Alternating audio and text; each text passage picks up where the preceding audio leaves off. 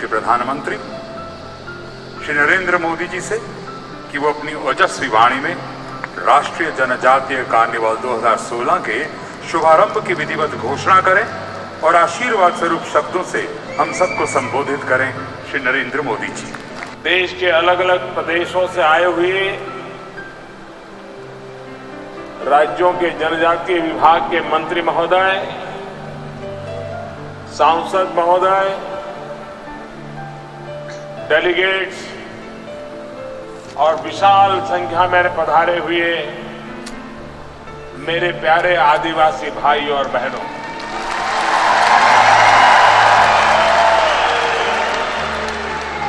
देश भर से आए हुए सभी आदिवासी कलाकारों को अगर देखना होता तो शायद सुबह से शाम तक ये कार्निवल यहां चलता रहता, तब भी शायद पूरा नहीं होता। हर पल खुशी, हर पल नाचना गाना, समूह में जीना, कदम से कदम मिलाकर के चलना, ये आदिवासी समाज ने अपनी जहन में उतार के रखा। जीना जानते हैं, कठिनाइयों से वैसे भी जिंदगी में जोम भरने का वो माजा रखते हैं। मैंने आदिवासी जीवन को बहुत निकट से देखने का मुझे सौभाग्य मिला है। जब उनसे बातें करते हैं, घंटे भर बातें करते करते बड़ी मुश्किल से उनके मुंह से शिकायत निकाल पाते हो। वे शिकायत विकायत करना जानते ही नहीं है। संकटों में जीना, अभाव के बीच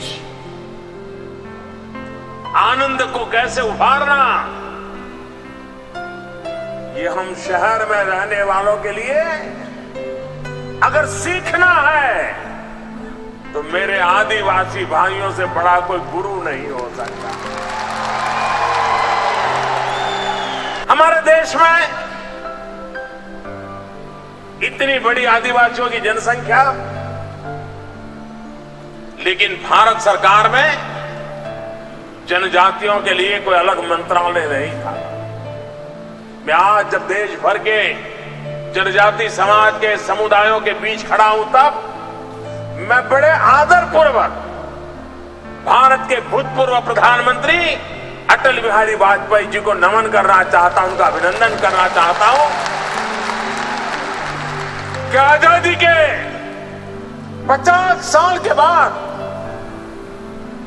पहली बार जब अटल बिहारी वाजपेयी जी की सरकार बनी, तब पहली बार देश में जनजाति के लिए अलग मंत्रालय बना और हमारे जुवाल जी उसके पहले मंत्री हिंदुस्तान में बने।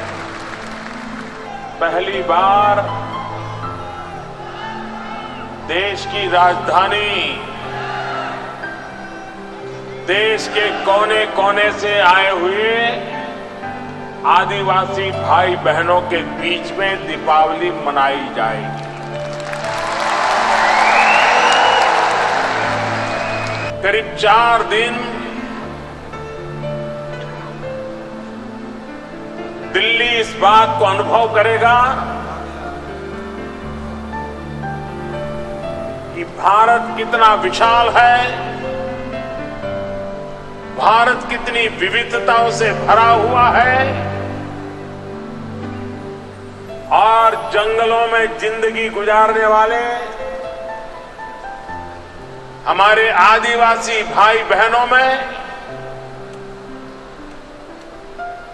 कितना सामर्थ्य है, कितनी शक्ति है। देश के लिए कुछ न कुछ करने के लिए दूर सुदूर जंगलों में रहते हुए भी वो कितना बड़ा योगदान दे रहे हैं, ये दिल्ली पहली बार अनुभव करेगा।